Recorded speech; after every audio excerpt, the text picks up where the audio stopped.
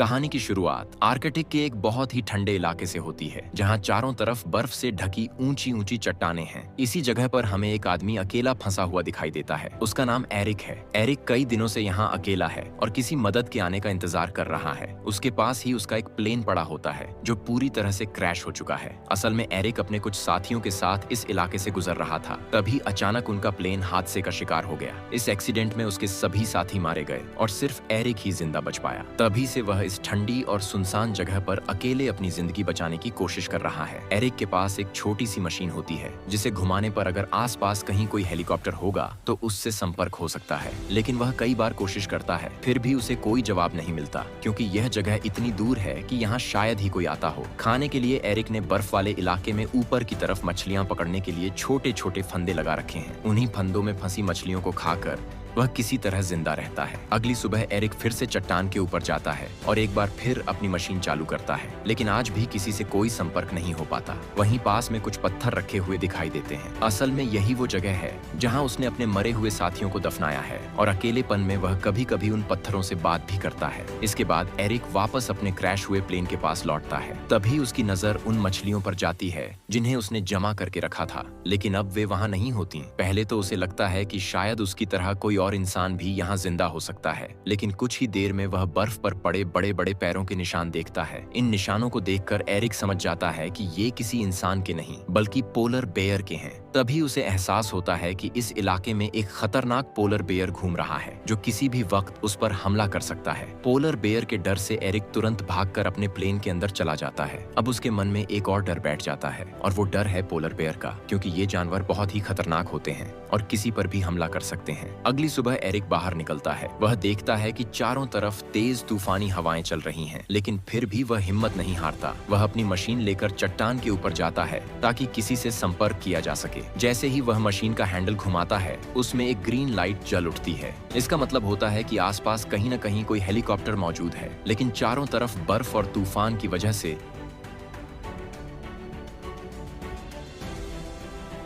Eric को कुछ भी साफ दिखाई नहीं देता। तभी अचानक उसे अपने सामने एक हेलीकॉप्टर दिखाई देता है। एरिक जल्दी से एक फ्लेयर जलाता है ताकि हेलीकॉप्टर उसे देख सके। फ्लेयर देखते ही हेलीकॉप्टर उसकी तरफ आने लगता है, लेकिन तभी तेज तूफान की वजह से हेलीकॉप्टर का संतुलन बिगड़ जाता है और वह क्रैश हो जाता है। एरिक तुरंत दौड़कर हेलीकॉप्टर के पास पहुंचता है। वहां जाकर वह देखता है कि हेलीकॉप्टर का पायलट मर चुका है, लेकिन उसके अंदर एक लड़की होती है जो बुरी तरह से जख्मी होती है और जिंदा होती है। एरिक देखता है कि लड़की के पेट पर एक बहुत गहरा जख्म है। हालात खराब होते देख वह वहीं पर उसके जख्म पर स्टिचेस लगाता है ताकि उसकी जान बचाई जा सके। एरिक किसी तरह हेलीकॉप्टर का दरवाजा तोड़ता है और लड़की को बाहर निकालता है। वह उसे एक स्लेज पर लिटाता है क्योंकि वह उसकी जान बचाना चाहता है। बड़ी मुश्किल से वह लड़की को खींचते हुए अपने प्लेन तक ले आता है और उसे प्लेन के अंदर ले जाता है। थोड़ी देर बाद लड़की को होश आ जाता है। एरिक उससे बात करने की कोशिश करता है, लेकिन लड़की को इंग्लिश नहीं आती और जो भाषा लड़की बोलती है वो एरिक को समझ नहीं आती। दर्द से लड़की एक बार फिर बेहोश हो जाती है। एरिक उसके पास बैठकर एक नोट लिखता है, मैं जल्दी तुम्हारे पास वापस आऊंगा। फिर एरिक हेलीकॉप्टर की तरफ जाता है। वहां वह हेलीकॉप्टर के पायलट की डेड बॉडी देखता है। एरिक पायलट को दफनाता है और उसके ऊपर कुछ पत्थर रख देता है ताकि उसे सम्मान मिल सके। इसके बाद वह हेलीकॉप्टर को चेक करता है। वहां उसे एक आर्कटिक का मैप मिलता है जिससे वह इस इलाके से बाहर निकल सकता है। साथ ही उसे कुछ जमे हुए नूडल्स और एक स्टॉप भी मिलती है। पिछले कई दिनों से एरिक सिर्फ कच्ची मछलियां खा रहा था, लेकिन अब वह स्टॉप के सहारे खाना पकाकर खा सकता है। एरिक को हेलीकॉप्टर में उस जख्मी लड़की और पायलट की फोटो भी मिलती है। फोटो में उनके साथ एक छोटी बच्ची भी होती है। एरिक समझ जाता है कि यह एक फैमिली थी। उसे एहसास होता है कि पायलट की मौत उसी को बचाने की वजह से हुई, क्योंकि पायलट ने हेलीकॉप्टर उसे बचाने के लिए उस तरफ मोड़ा था और इसी वजह से हेलीकॉप्टर क्रैश हो गया। एरिक के दिल में यह बात गहरा तकलीफ देती है। एरिक सारा सामान लेकर अपने प्लेन में लौटता है। तभी उसे बाहर से आवाज सुनाई देती है। जब वह उस जगह जाता है जहां उसने मछली के लिए फंदा लगाया था, तो वह देखता है कि उस फंदे में एक बहुत बड़ी मछली फंस गई है। वह मछली लेकर वापस प्लेन के अंदर आता है। एरिक स्टॉप जलाकर नूडल्स और मछली पकाता है। दरअसल पिछले 6 महीनों से वह यहाँ फंसा हुआ था और आज 6 महीनों के बाद पहली बार उसने पका हुआ खाना खाया। वह उस जख्मी लड़की को भी कुछ खाना देता है। उसके बाद वह उस मैप को चेक करता है जो हेलीकॉप्टर से मिला था। मैप देखकर उसे पता चलता है कि इस इलाके से कई किलोमीटर दूर एक ऐसा पॉइंट है जहां लोग हेलीकॉप्टर से आते हैं और उन्हें रेस्क्यू किया जा सकता है। एरिक अब डिसाइड करता है कि वह उस लड़की को लेकर उस पॉइंट तक जाएगा, क्योंकि जल्दी ही ठंड और भी बढ़ने वाली है। तापमान -40 डिग्री सेल्सियस से -50 डिग्री तक पहुंच सकता है और इतनी ठंड में कोई भी इंसान अकेले नहीं बच सकता। हालांकि एरिक जानता है कि यह काम बहुत मुश्किल है, लेकिन अब उसके पास कोई और विकल्प नहीं है। उसे लड़की को बचाना ही होगा और खुद भी सुरक्षित पॉइंट तक पहुंचना होगा। एरिक डिसाइड कर लेता है कि वह उस लड़की की जान किसी भी कीमत पर बचाएगा। इसलिए वह बहुत सारी मछलियां पकड़ता है और साथ में कुछ पानी भी अपने पास रखता है। प्लेन में वह एक नोट छोड़ देता है, हम तो यहाँ जिंदा थे, लेकिन अब हम नॉर्थ की तरफ जा रहे हैं। एरिक लड़की को अपने स्लीपिंग बैग में पूरी तरह पैक करता है और उसे एक प्लास्टिक के टब जैसी चीज पर लेटा देता है। फिर वह उसे खींचते हुए लगातार आगे बढ़ता है, लेकिन खुद भी वह बहुत कमजोर हो चुका है, इसलिए उसकी चाल बहुत धीमी होती है। चलते चलते वह लगातार लड़की से बातें करता रहता है। उसका एक ही मकसद है, किसी भी कीमत पर लड़की की जान बचाना। उसे पता है,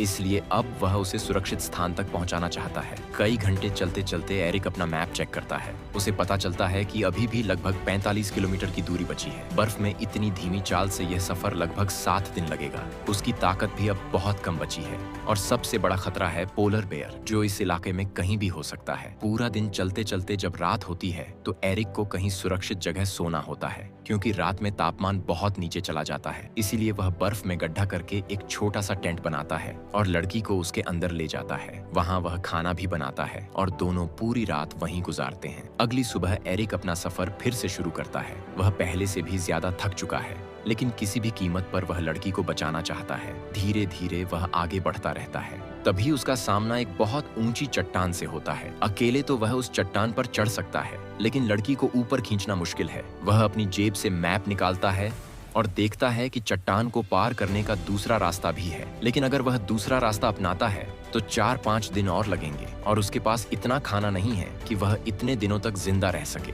इसलिए अब उसके पास कोई और विकल्प नहीं बचता, उसे लड़की को ऊपर खींचना ही होगा। पहले वह खुद चट्टान पर चढ़ता है और फिर रस्सी से लड़की को ऊपर खींचना शुरू करता है। वह धीरे धीरे उसे ऊपर खींचता है, लेकिन तभी अचानक रस्सी उसके हाथ से छूट जाती है और लड़की फिर उसी जगह पर गिर जाती है। एरिक समझ जाता है कि अब लड़की को ऊपर खींचना नामुमकिन है, इसलिए वह ऊपर से अपना सारा सामान नीचे लाता है और तय करता है कि अगर लड़की को बचाना है तो उसे लंबे रास्ते से ही जाना होगा।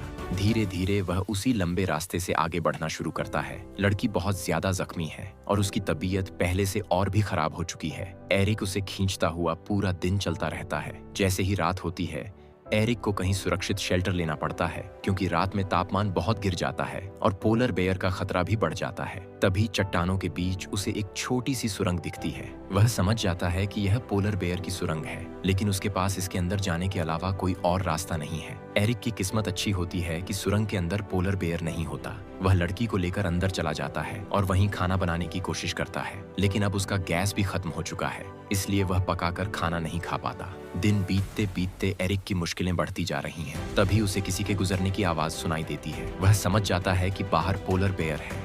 अचानक पोलर बेयर सुरंग के अंदर घुसने की कोशिश करता है, लेकिन एरिक अपने फ्लेयर को जलाकर उसे बाहर फेंक देता है। डर के मारे पोलर बेयर वहां से भाग जाता है। एरिक पूरी रात डर के साए में गुजारता है। अगली सुबह जब वह बाहर आता है तो पोलर बेयर वहां नहीं होता, इसलिए वह जल्दी से लड़की को लेकर इस जगह से निकल जाता है। कई घंटे चलने के बाद उसका सामना एक बर्फीले तूफान से होता है। तूफान से बचने के लिए वह उस स्लेट को, जिस पर लड़की लेटी होती है, अपने सामने कर देता है और खुद भी वहीं लेट जाता है। कुछ देर बाद जब तूफान थम जाता है तो वह देखता है कि लड़की पूरी तरह से बर्फ के अंदर दब चुकी है। एरिक जल्दी से लड़की को चेक करता है और देखता है कि उसके मुंह से खून आ रहा है। उसका जख्म अब इन्फेक्शन का शिकार हो चुका है। एरिक समझ जाता है कि लड़की अब बचना नामुमकिन है, क्योंकि उसके शरीर में कोई हलचल नहीं होती। अंत में एरिक एक आखिरी फैसला लेता है। वह लड़की को वहीं छोड़ देता है और अकेले ही आगे का सफर शुरू करता है। एरिक अपनी हिम्मत जुटाकर लड़की की फैमिली की फोटोज अपने पास रखता है और अकेले ही आगे बढ़ जाता है। हालांकि उसे बहुत तकलीफ हो रहा होता है, लेकिन उसके पास और कोई रास्ता नहीं होता।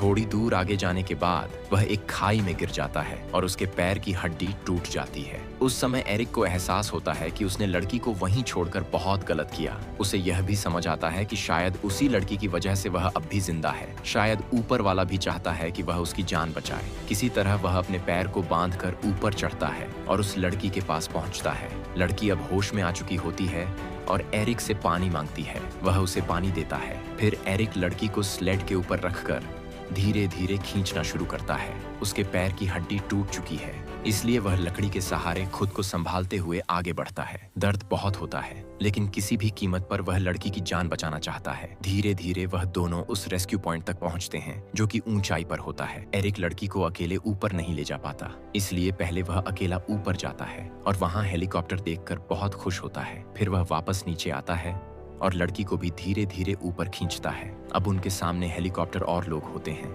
लेकिन वह अभी बहुत दूर होते हैं। एरिक फ्लेयर जलाता है, लेकिन लोग उसकी फ्लेयर नहीं देख पाते। इसीलिए एरिक अपनी जैकेट निकालकर उस पर आग लगा देता है, लेकिन इसका अभी कोई फायदा नहीं होता। वो लोग उस जलती हुई आग को नहीं देख पाते। एरिक लड़की को स्लीपिंग बैग से बाहर निकालता है। ये दोनों के दोनों आवाजें लगाते हैं, लेकिन तब तक वो लोग हेलीकॉप्टर से उड़ जाते हैं। एरिक और वो लड़की पूरी तरह से टूट जाते हैं। वो समझ जाते हैं कि ये उनकी जिंदगी के आखिरी पल है। एरिक उस लड़की का हाथ पकड़कर वहीं बर्फ के ऊपर लेट जाता है। वो उस लड़की से माफी मांगता है। वो कहता है कि मेरी वजह से तुम्हारे हस्बैंड की मौत हो गई और अब तुम्हारी भी मौत होने वाली है। इसके बाद लड़की के साथ साथ एरिक की भी आंखें बंद हो जाती। तभी अचानक हम देखते हैं कि एरिक के बाल हिलना शुरू हो गए हैं।